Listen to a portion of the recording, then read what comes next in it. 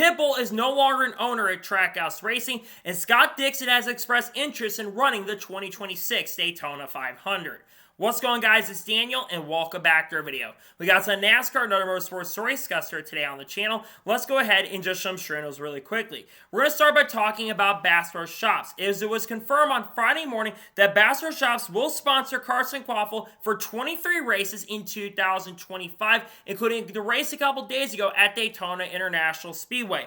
Bass Pro Shops will be the majority sponsor for Carson Quaffle throughout 2025, as they, of course, have a big association with junior motorsports. It's really huge that Bass Pro Shops is stepping up to the plate even more going into this year and sponsoring Carson Quaffle for a majority of races in the 2025 NASCAR Xfinity Series season.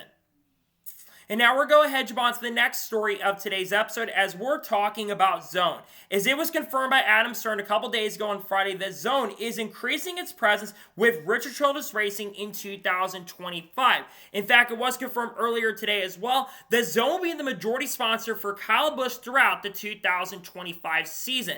Zone has been a big partner with RCR over the last year, so I think they sponsor Kyle Busch for about 8 or 9 races in 2024. They're going to up that sponsorship throughout 2025 and probably sponsor Kyle Busch for close to half the races in the 2025 season. It's a replacement for 3Chi, which is not expected to be a sponsor for Kyle Busch in 2025 at this point. Really great to see that Zone will be increasing its presence with Richard Childress Racing in 2025.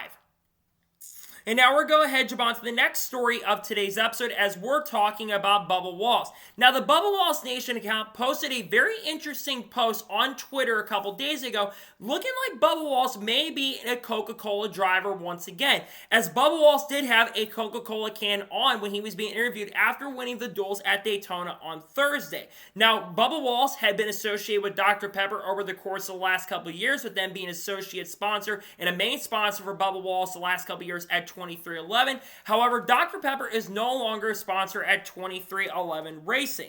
So Bubba Wallace, who used to be a Coca-Cola Racing family driver from I think about 2017 up until the end of 2020, when of course we got Dr. Pepper over at 2311 Racing. This is a really big deal because Coca-Cola family doesn't have a lot of drivers at the moment. They've got Denny Hamlin, Chase Elliott, Austin Dillon, Daniel Suarez, and I think Denny Hamlin as well, and a couple other drivers might in the future end up joining with that program. But it's a really big deal for Bubba, and I think it's kind of interesting that Coca-Cola is going to be working with Bubba Wallace as he'll be a driver for them once again.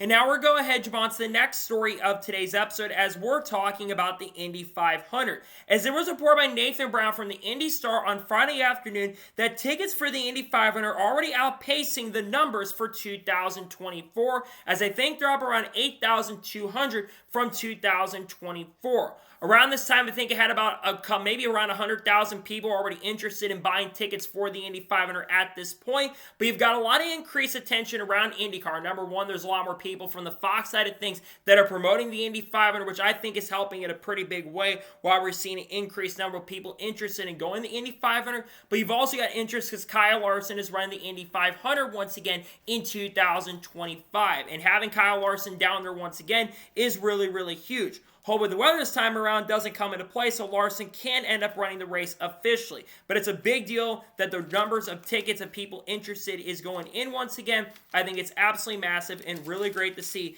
that tickets are outpacing the numbers from 2024. Really exciting stuff overall, in my honest opinion.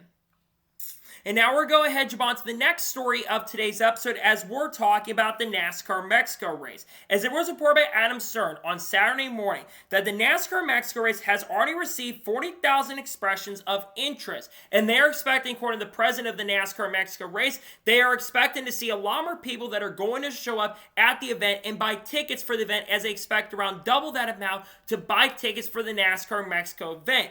In early June, of course, we'll have the first international NASCAR Cup Series race take place since 1957, when we race at the Exhibition Palace at Toronto, which I don't believe Richard Petty won, but was one of the few races that Richard Petty started around that time in 1957 or 1958. And I think it's really huge. You got a lot of Daniel Suarez fans who are going to be down there this year, and I think that it's drawing a lot of interest and a lot of excitement. And I really am excited for the NASCAR Mexico race as well. I think the racing could be really good. You're going to have a lot of drivers in the Cup Series that are going to run the NASCAR Xfinity Series race as well, which I think is absolutely huge for the sport. So it's pretty exciting stuff nonetheless for sure, and pretty great to see that more people are looking to tune into the the race at Mexico. And I think you're also going to have the NASCAR Mexico race, which I'm really hoping Amazon televises that, because I think it could be really big for the racing at Mexico, in my honest opinion.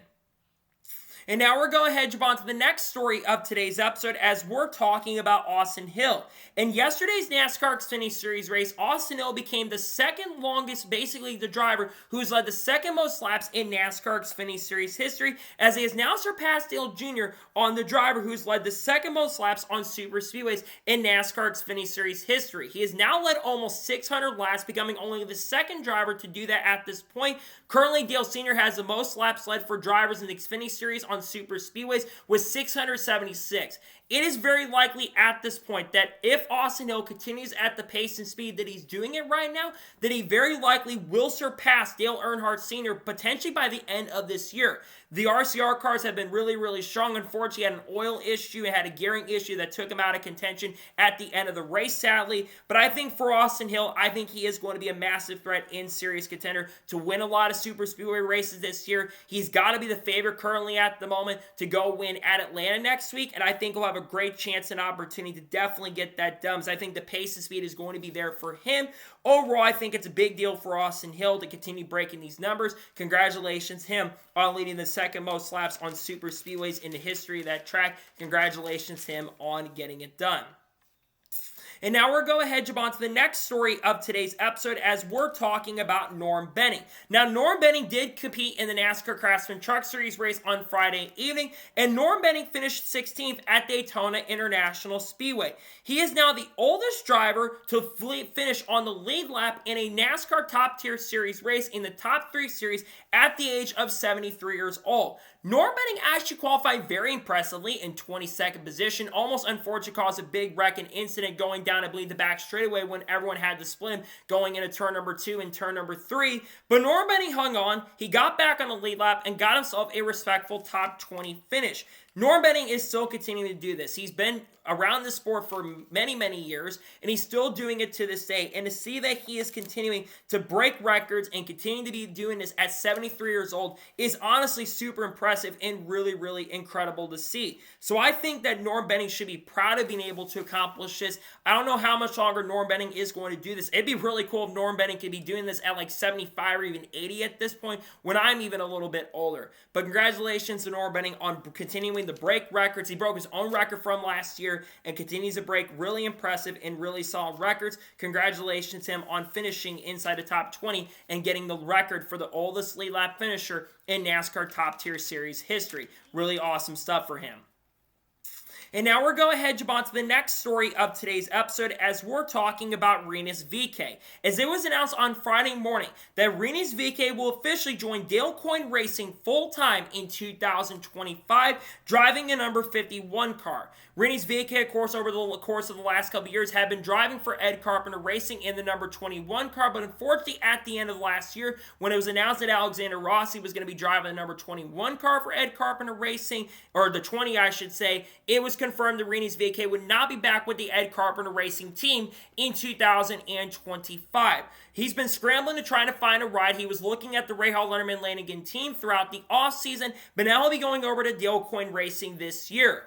I think this is a really solid opportunity for Rinus VeeKay, because we've seen drivers who've gone to Dale Coyne Racing, and while they have probably the smallest budget of any team in this series, we've seen this team be able to put on some really strong and great performances. And I think that Rinus VeeKay is an incredibly underrated driver. I think that the equipment at Ed Carpenter Racing has really been holding Rinus VeeKay back, because I think he is a much better driver than what the equipment has shown. And I do believe that Rinus VeeKay going over to Dale Coyne Racing, I think it could be a really solid year. I think he could be better on road courses. I think he could contend for some wins on road courses especially. And you never know, he could qualify very, very well at the Indy 500 500 as well. This is a fantastic opportunity for him, and I cannot wait to see what he'll do this year. I think it's going to be really interesting to see how Rinus VeeKay can do with the Dale Coyne Racing organization in the 2025 IndyCar season. Great opportunity for him to work with Dale Coyne Racing this year. And now we're going to jump on to the next story of today's episode as we're talking about YouTube.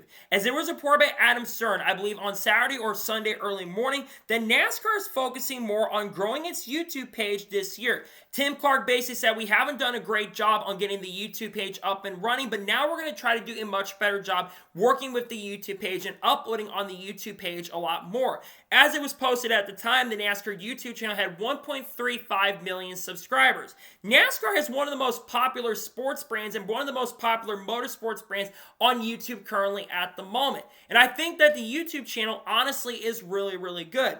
But I do think there's things that they could do so much better on to really grow the YouTube brand. And I think we've seen it with the NASCAR page. We're going to talk about that in the video coming out later today. But I think that the YouTube page is one thing that needs to be focused on. One thing I would love to see, especially for people that don't have the CW for the NASCAR Xfinity Series, we're going to talk about that here in just a short little bit. But I think getting more of those practice and qualifying sessions on YouTube would be the way to go. I think it could absolutely grow the Xfinity Series in a big way, and I think that it could be something that people could be able to watch. And honestly, down the road, I know this is probably something not in NASCAR's near future, but I think putting those live streams on YouTube of the races in the future would be something that I would love to see for people that don't have access. I get that NASCAR will probably lose some subscriptions on their cable packages, among other things, but I do believe that they need to put more stuff on the YouTube channel as a whole, like full races going up the same day or try to live stream it. They've done that before, and I think they should absolutely do that. IndyCar's done that with their practice and qualifying sessions, and I think it's been a success. Same with IMSA, they've been doing it, and it's grown IMSA in a really, really big way, as IMSA is catching NASCAR currently at the moment. I think if NASCAR's YouTube page can grow, I think it could help the sport in a big, big way. Reach a younger audience that NASCAR is desperately needing currently at the moment right now. And to me, I think going ahead and putting it on the YouTube page is really, really huge. I think focusing on that is something they need to be doing, and I'm glad to see that they're desperately looking to try to get the YouTube page up and running. Let's get that up and going, please, to make sure we can grow the sport, in my honest opinion. And now we're going to jump on to the next story of today's episode as we're talking about Frankie Muniz. Now, if you watched the NASCAR Craftsman Truck Series race on Friday night, you saw Frankie Muniz compete in his first full-time start in the NASCAR Craftsman Truck Series. And originally, Frankie Muniz had finished 11th at the race. However, because of Kligerman getting disqualified, which we're going to talk about that here in just a short little bit, Frankie Muniz has finished inside the top 10 for the first time in his NASCAR Craftsman Truck Series career. Frankie honestly had a very, very solid run. He hung back most of the night, put together a really solid and a really strong performance, and put himself up inside the top 10 by the end of the event. I think Frankie Muniz honestly could have a decent year. He actually qualified pretty well as well, where he qualified inside the top 15 and 14th place, and legitimately showed some decent pace and good speed, especially in the qualifying session. The big thing for me throughout the year is, can this Raymond Brothers racing team show a lot more speed? Are they going to get a lot more support from Ford to really help that program grow? Because if they can get a lot of help to that program, I really do believe that Frankie Muniz could have a decent season. I'm not expecting Frankie to go out there and contend for wins or even get top 10s or top 15s on a consistent basis. But if they can get some decent speed, I can see Frankie getting a couple top 20s by the end of the year. I get it's just one super speedway race, and it's still too early to determine how this team is going to be this year. But for Frankie, like I said, to finish top 10 in his first truck start at Daytona, he almost got a top 10, I think, at Daytona, his first ARCA start there. So it seems like he's got a really good track record when it comes to racing at Daytona. Still, he should be really proud of that. He did a really solid and a really, really good job. And glad to see that Frankie was able to finish inside the top 10. A well-deserved good finish for him. Congrats to him on a really strong run at Daytona. Really happy to see him perform very good because I want to see him do good. And it's good to see him get a top 10 in his first truck full-time start at Daytona. And now we're going to jump on to the next story of today's episode as we're talking about Greg Zipadelli.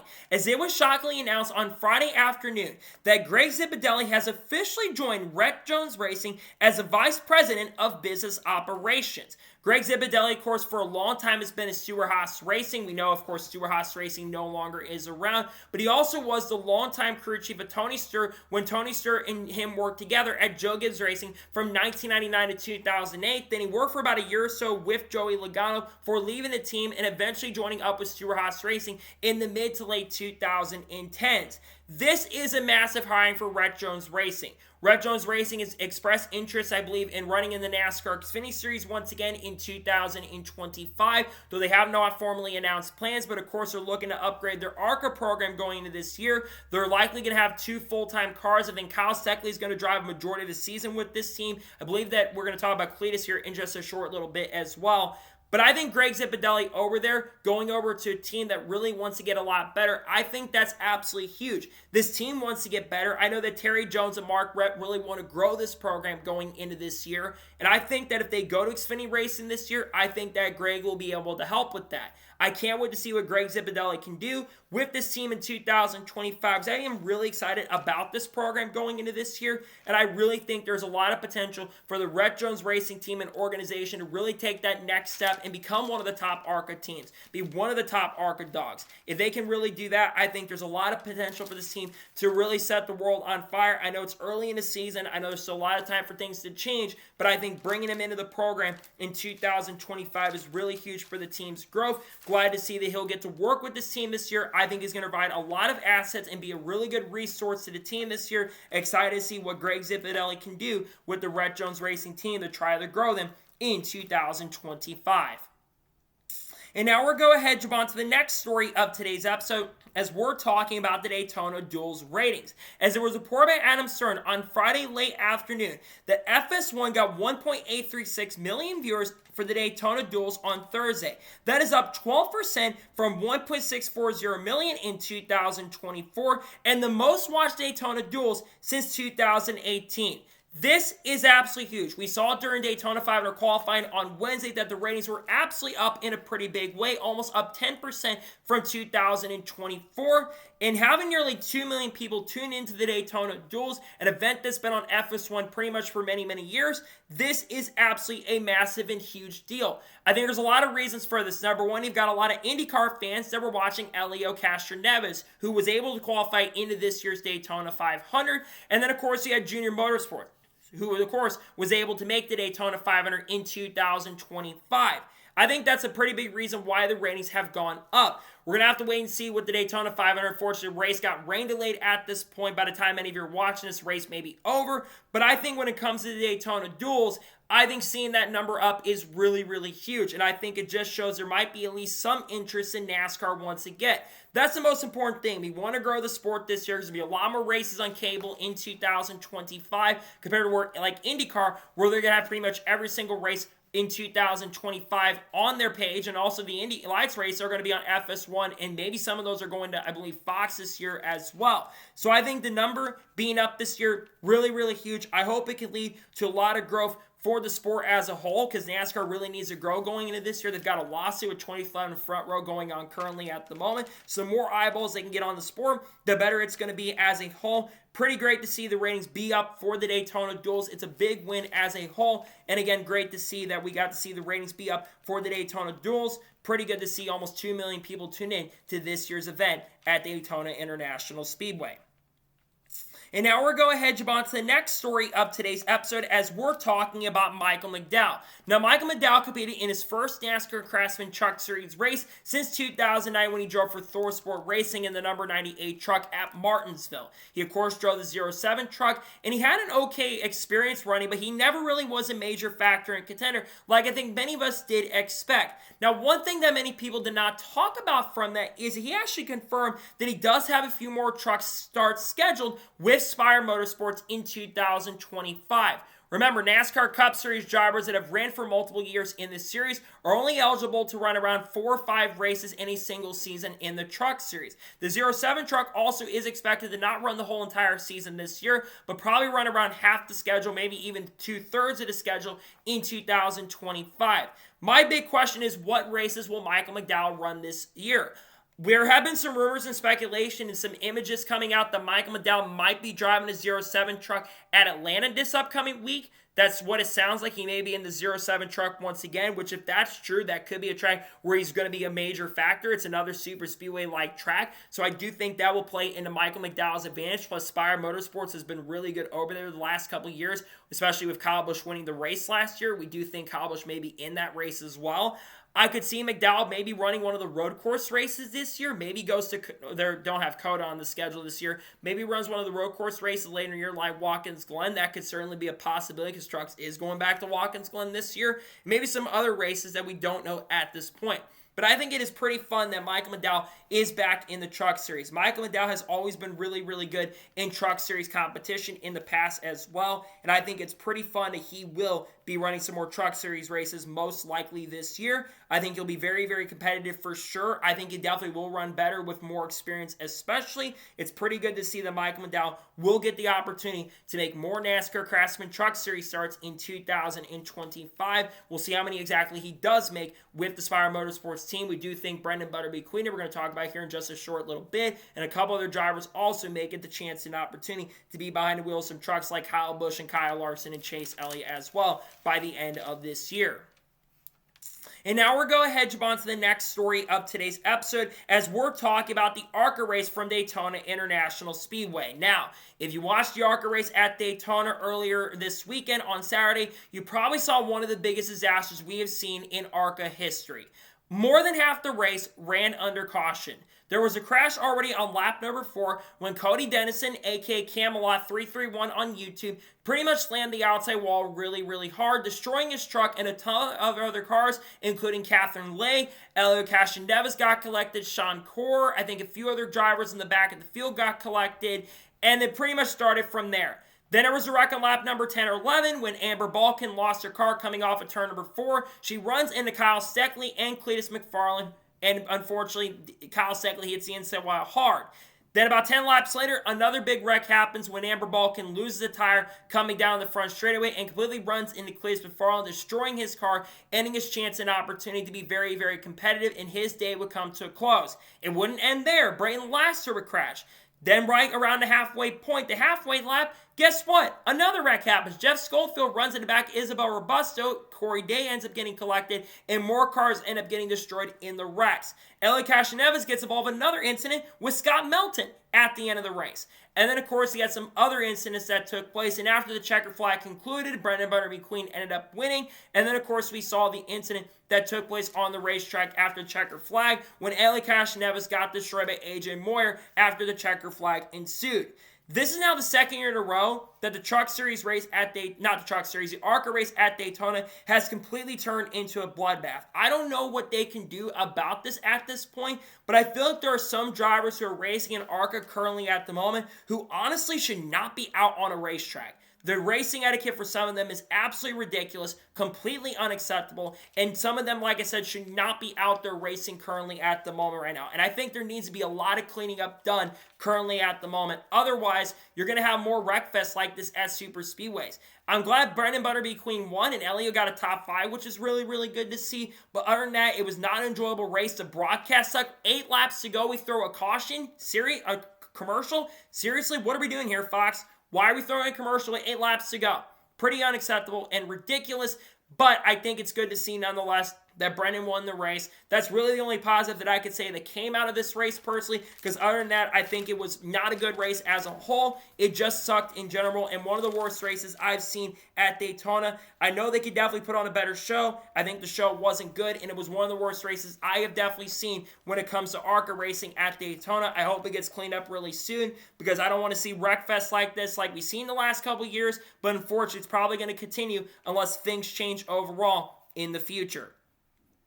And now we're going to jump on to the next story of today's episode as we're talking about Kaz Grala. As it was announced on Friday early afternoon that Kaz Grala has officially signed with Legacy Motor Club as a simulator tester and a reserve driver for the team going into 2025. Kaz Grala has been a driver that's been on the up and up and basically up and down career over the course of the last half decade. He was on the track many years ago to drive the 33 truck for GMS, got a win at Daytona early in the season, and then unfortunately did not win another race. Then he's been kind of sporadically trying to find rides throughout the last couple of seasons. And then, of course, he got the opportunity at Rich Choice Racing around 2020 and 2021, only for that to fall through, unfortunately. He did, of course, make that run at Daytona at the road course where he led laps in his debut and finished 8th in the number 3 car, substituting for Austin Dillon, who unfortunately contracted COVID during that week. And then, of course, he's had opportunities at other teams like Sam Hunt Racing around 2022 and 2023 and actually put on some decent performances over at Sam Hunt Racing. And then last year got the opportunity to drive for Rick Ware Racing and did have some good runs with the team, but also struggled a little bit with the Rick Ware Racing organization last year. And we've been wondering where he was going to be going. There had been some chatter at one point of him going over to the Spire Motorsports Truck Series team this year to drive part-time, but unfortunately that never came to fruition for this year. Him getting the opportunity over at the Legacy Motor Club team is really, really huge. Now, granted, Legacy Motor Club, they have struggled as an organization over the course of the last couple years. They really had a bad season in 2024, and they're really trying to change their tune going into 2025. I think Kaz Grala, though, is a very incredibly underrated driver and someone who can definitely help this program get a lot better this year. And this is a team that, like I said, really needs to step up their game and get a lot better going into the 2025 season. If Kaz can go in there and help on their simulator side, I think could definitely be a really huge and a big year for Kaz Grala this year, because I think Kaz Grala is a very good driver who has shown a lot of potential. He's shown a lot of growth over there at some of these organizations, and I think working as their simulator driver is going to be big. Now, it's unknown if he is going to make any starts this year with the team. I would have to think with the 84 car running only a few races with Jimmy, we'll see if he does make any starts with the team. I'd love to see Kaz Grala get the chance and opportunity to make at least a couple starts with the program in 2025, because I think he deserves a chance and opportunity to at least get a few starts to see what he can do with the Legacy Motor Club team and organization in 2025. So we'll see if he does make any starts, but I think it is pretty huge for him to get the chance and opportunity to work with Legacy Motor Club this year as a reserve driver, and also get the chance and opportunity to work with some other people and some other parts of these programs going into the 2025 NASCAR season. Great opportunity for Legacy Motor Club this year. Now we're going ahead and jump on to the next story of today's episode, as we're talking about Parker Kligerman. Now, if you watch the NASCAR Craftsman Truck Series race on Friday night, the caution would come out on the white flag of the race with Parker Kligerman being the race leader, and Parker Kligerman would cross the finish line first. So you're thinking, Parker Kligerman is the winner of the race, right? No, about 2 hours after the race concluded, it came out that Parker Kligerman and the 75 Henderson Motorsports team had failed post-race tech for being too low in height. That means that Corey Heim, who finished second in the NASCAR Craftsman Truck Series race at Daytona, would end up being declared the winner of the race. It was definitely very awkward after Parker had been celebrating, thinking he had been the winner of the race, but Corey Heim would end up being the winner, picking up his first truck win of 2025 and his 12th career NASCAR Craftsman Truck Series victory. Now, Henderson Motorsports, since this time, they have filed an appeal, in according to what Parker Kligerman said during the Xfinity Series broadcast and during the practice session. He did say he's not going to comment too much on it, but he did say they were planning to appeal, and that appeal will be heard in the next couple of days. Look, I feel terrible for Parker Kligerman in this situation, because I know that Henderson Motorsports had put a lot of work into this race. It's a team that really did struggle in 2024, unfortunately, with Stephen Parsons. They never really had the pace and speed to contend as much. So to see them up front with Parker Kligerman, it was really, really good to see. Now, depending on that appeal, I will have to see how it works out. But personally, I think it's going to be very up and down on if we're truly going to know if they're going to win the appeal or not. I do think if they can present enough evidence to show that they weren't doing anything finicky and they weren't doing anything suspicious and it just was a misrepresentation or whatever it was, I do think then they have a chance and opportunity to go ahead and win their appeal. However, a lot of times, especially nowadays when it comes to disqualifications, most of the time teams don't win their appeal. The last time we saw a team appeal when it comes to ride heights not being up was the one team from Junior Motorsports. You know, Dale Jr., who's one of the most beloved people in the industry. They appealed. They presented their case, I believe, after Talladega, after they failed post-race tech. They presented their case thinking they're going to win. They fail post-race tech, and they don't win their appeal, and the penalty stands at that point.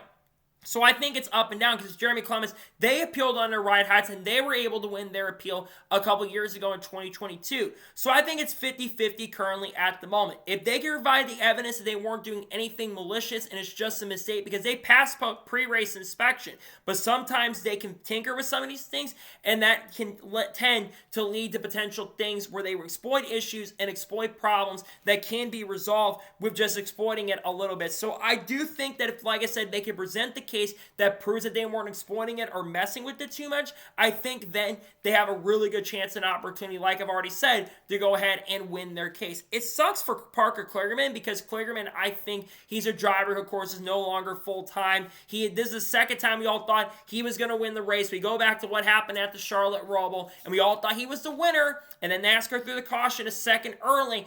Way too quick, way too late to throw the caution. I think the caution should have come out a lot earlier, so I think NASCAR made the right call, but it was completely too late to throw the caution there. Now we're thinking Parker's going to get redemption for what happened at the Rumble, and all of a sudden it's like, nope, he's not getting redemption from what happened at the Rumble because he unfortunately isn't the winner of the race anymore, sadly, which was definitely really unfortunate, like I said, for Parker, because I know Parker's, like I said, put a lot of work and effort into being super, super competitive, and unfortunately for him, he just was not the winner of the race because he failed post-race tech because of ride heights. Again, we'll probably update the story on Tuesday or Wednesday whenever the official word comes out if Parker had passed post-race tech or not. Again, it sounds like it's going to be Tuesday. It could be Wednesday, depending on if the Daytona 500 had gotten postponed at this point. But I do think when it comes to Parker Kligerman, I do think that for him, it's an unfortunate situation because I know Parker, he was so excited about picking up the win and picking up the victory. And for him to lose the race that way, where it wasn't even something in his control, something out of his control, it is definitely a really unfortunate situation as a whole for the number 75 team who wanted to run for the champ. Well, they're not going to run for the championship anyways, but I think we could have had an opportunity to run the full season had they had the sponsorship funding coming together because I think Parker honestly could compete for the truck championship this year if things go his way. I think he should try to run for it, all honesty, because Parker, I think, could be really competitive, and I know he's not going to do that this year with his Xfinity commitments, but I think it'd be cool to see him run full-time, but it doesn't sound like he's going to do that, unfortunately, at this point, and nonetheless, it's an unfortunate situation there, but at the same token, same time, rules are rules. We'll have to see when it comes to the presiding over the case, and we'll see if they can win the appeal, and we'll see if they can go ahead and win that appeal overall.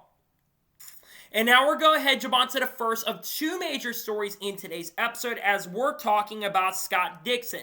Now, during the Daytona 500 practice session a couple days ago, Scott Dixon was spotted at Daytona International Speedway talking to Jimmy Johnson, of course, is a really good friend of his. And Scott Dixon was asked on the Fox broadcast originally and then asked by people over at frontstretch.com, was asked about if he's interested in running NASCAR races. And he actually said yes. He is interested in running the Daytona 500 in 2026 and might be looking at trying to put a deal together so he can run the Daytona 500 in 2026. Now, if Scott Dixon was to run the Daytona 500 in 2026, what team would he end up running for? Well, I think it's pretty obvious what team he would run for, and that would be Legacy Motor Club. Legacy Motor Club will likely have a third car in 2026 at this point, and we don't know how much longer Jimmy Johnson is going to go ahead and race. I would think 2025 could be Jimmy Johnson's final year. Number one, I think he's going to want to fully focus on trying to bring Legacy Motor Club back up and make that team a lot better than what they've been the last couple of years. But number two, Jimmy Johnson will be 50 years old at the end of this year. And I think Scott Dixon getting the chance and opportunity would be really, really cool. Now, Scott Dixon, of course, he would be eligible for the OPE with the Open Extension Provisional. He'd be eligible for that. And I think especially with this criteria and everything he's accomplished, he'd probably get that OEP unless other drivers try to apply for the OEP. Because number one, Scott Dixon is an Indy 500 winner from 2008. He's a 6-time IndyCar champion, could be 7-time IndyCar champion by the end of this year. He's won the Rolex 24 multiple different times. I think he's almost won Le Mans 24 hours, and he's won some big events throughout his IndyCar career, one of the greatest IndyCar drivers of all time, and someone who could honestly be the winningest IndyCar driver who's still super competitive and super upfront at this particular point. I do think Scott Dixon does have a tiny bit of stock car experience because I think he raced in IROC in the early to mid 2000s. So I think he does have a little bit of stock car experience, but it's been a very, very long time. So most likely if he does run the Daytona 500, he'd probably have to go through a refresher course or at least go through a course like they did for Helio Castroneves at Talladega and then make him run the ARCA test. That's most likely what they'll do. Helio Castroneves was required to do that for this year. And Shane Van Gisbergen, who's a great supercar driver and had a little bit of experience on ovals from from running the Indianapolis short track, the IRP track. He did still have to go ahead and do that test in the ARCA test and actually showed some really good pace and speed to go and do the Xfinity race and had to run the ARCA race as well. So he probably would have to do the ARCA race too, even with the OPE stuff. And then there's going to be controversy if he does run it, but I really want to see more drivers from other fleets and other forms of racing come out. I'd like to see Joseph Newgarden come and run some NASCAR races. We know Joseph Newgarden over the years has expressed interest in wanting to run some NASCAR races. He almost could have done it a few years ago. He's been interested in running the Coca-Cola 600, doing the double, very similar to what Kyle Larson's done. But I think it'd be really cool if Team Penske could somehow find a way to field a fourth car to do the Indy 500, the Coke 600, not the Coke 600, Daytona 500, I should say. That'd be really cool if that could end up happening. But I think Scott Dixon is one of the best drivers in motorsports history. The guy has gotten a lot of stuff done throughout his racing career. And overall, I think it'd be really fun to see Scott Dixon behind the wheel of a NASCAR Cup Series car and running the Daytona 500. Again, like I mentioned, he'll probably have to do the ARCA test. And there's other teams that could lead down the road. And I'm thinking about the long-term possibilities because there's a lot of speculation about Honda, right? There's been all this talk and conversation about Honda coming in and being back in the sport or joining the sport for the first time. Granted, we've heard it for basically the last 20 years at this point, but I think that if we could find a way, this could lead to Honda working with Legacy Motor Club down the road. I think that'd be great. And considering the fact there's been some outside rumors about Jimmy Johnson fielding a car with Chip Ganassi Racing and Tom Brady for Sebastian Bourdais to drive at this point in the Indy 500, I think the connections there could be really, really huge if Honda decides to go ahead and join. I think Legacy Motor Club would be the perfect team to go with at this point. But I think Scott Dixon has earned the right and opportunity to run the Daytona 500 and run some other NASCAR races as well. Let's say he doesn't just run one race, because I know he's expressed interest over the years and wanted to come over and race in NASCAR. And unlike Roger Penske, who's not as open to letting his drivers do other series, like it took a long time for Elio to get the chance and opportunity to run because he became a part owner of Meyer Shank Racing, where he got the chance and opportunity to run the Daytona 500 this year.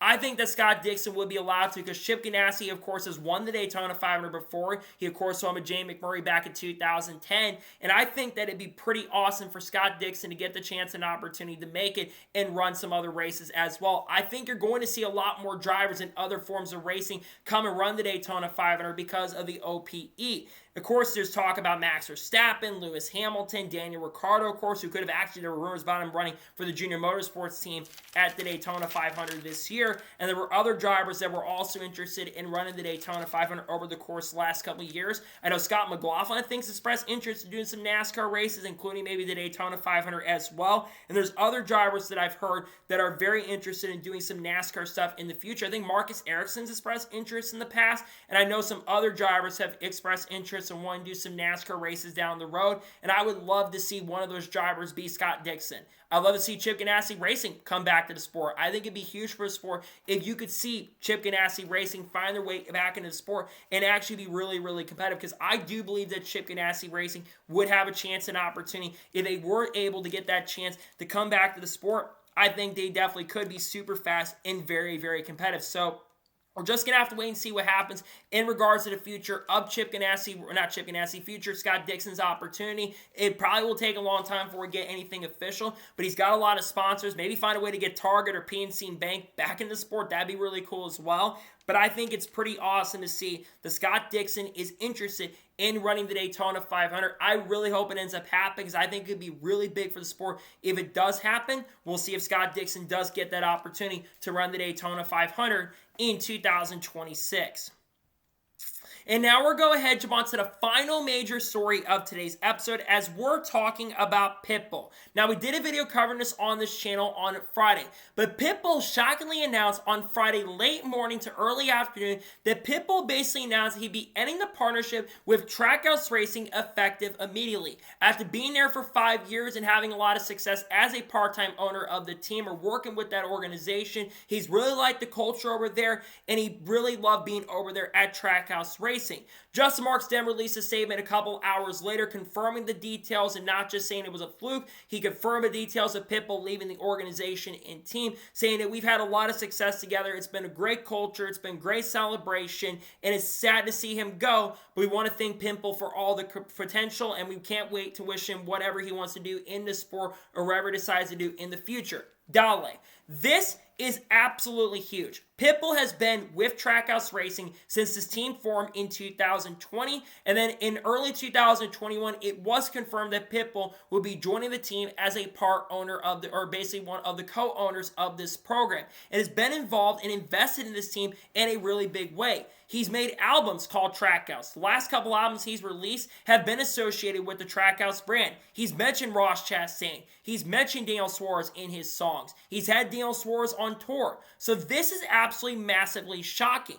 But I think also it's not as surprising, too, when you start thinking about the fact that we haven't seen Pitbull really rep the Trackhouse brand basically on social media all the last couple of months, and Pitbull's been getting more associated with other things in the sport. Now, he did perform before the Daytona 500. He originally did have a press conference scheduled for earlier today, but that press conference never ended up happening, so that tells me that maybe Pitbull's probably backing out of the sport a little bit more. Sometimes when it comes to celebrity investors, especially what it sounds like from Justin Marks' statement, what this tells me is this more was a business decision more than basically a falling out. I think that this is something that's been in the works for the last couple months. I remember that rumor back in the summer during the break where there was a lot of rumors and speculation about Pitbull potentially leaving Trackhouse, but then Justin Marks pretty much denied those claims and even those rumors, and Pitbull was still showing up to the track at that point. But Pitbull really hasn't been involved with Trackhouse Racing in the last couple months, which indicated to me that he was going to be leaving the team. So that was the big shocker here.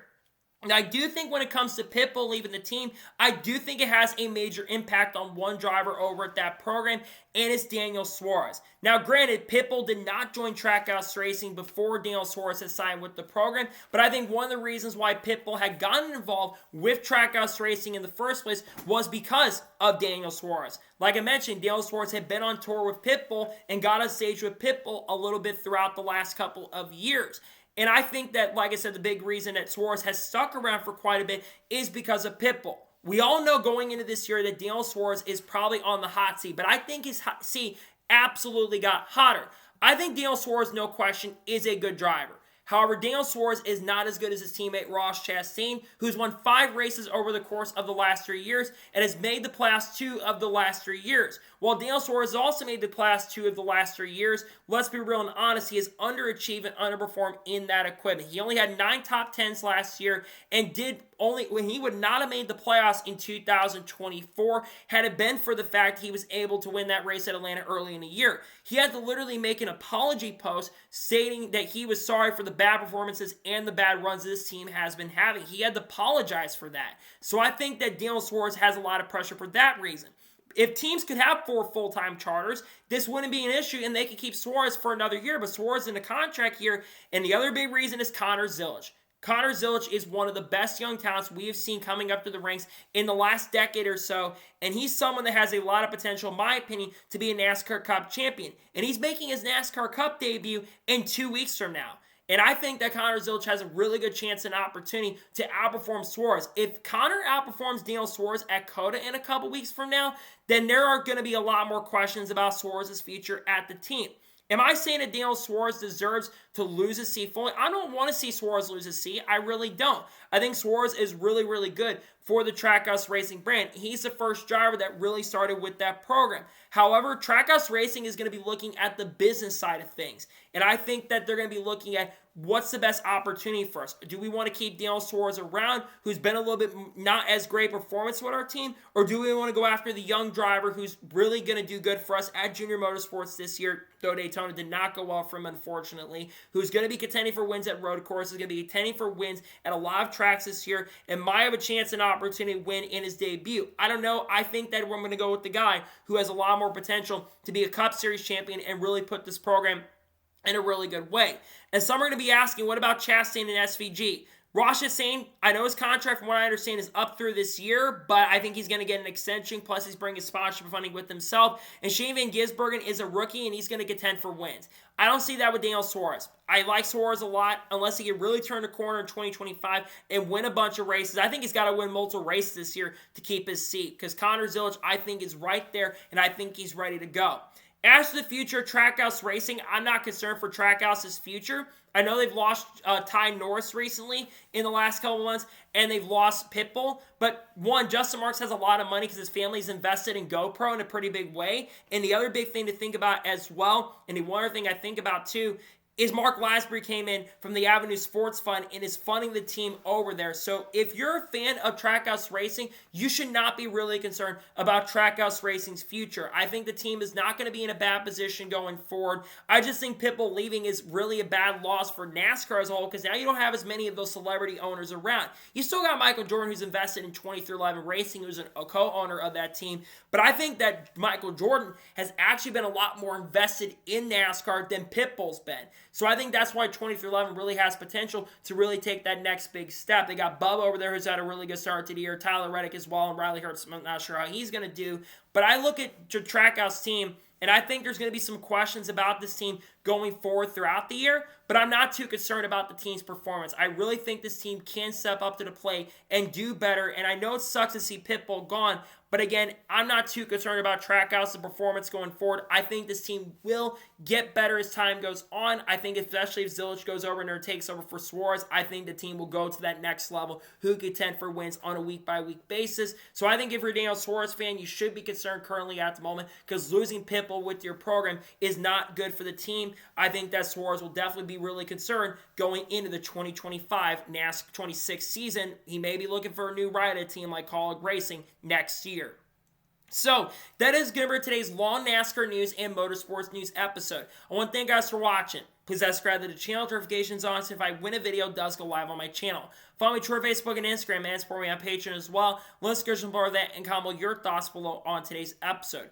Do you think that Daniel Suarez's future is uncertain with Pitbull leaving the team now? Let me know your thoughts in the comments below. And what are your thoughts about all the stories we talk about today on the channel, including Scott Dixon being interested in running the Daytona 500? Let me know your thoughts in the comments below. There will be another NASCAR news video dropping later this morning on the channel. Then, of course, on Wednesday, we'll probably have more stuff coming out. We'll probably have maybe an intros video coming out. I'm not sure if the race gets postponed at this point. We'll have some other content dropping on people like Haley Ding and Shane Van Gisbergen, Carl Hartz, Kurt Busch, Kyle Busch, Bubba Wallace, Kyle Larson, Chase Elliott, Alex Bowman, Sam Mayer, Sheldon Creed, Connor Zilich, Carson Quaffle, all that good stuff on the channel. Eric Amarola, we'll talk about him later this week. Chandler Smith as well, and Cletus McFarland too, and Donald Trump, Matt DiBenedetto. All the good stuff will be coming out very, very soon. So anyways, like I said, I want to thank you guys for watching today's episode, and I'll see you guys next time for more great, awesome NASCAR content, other motorsports content on the channel like this. Take care, everybody.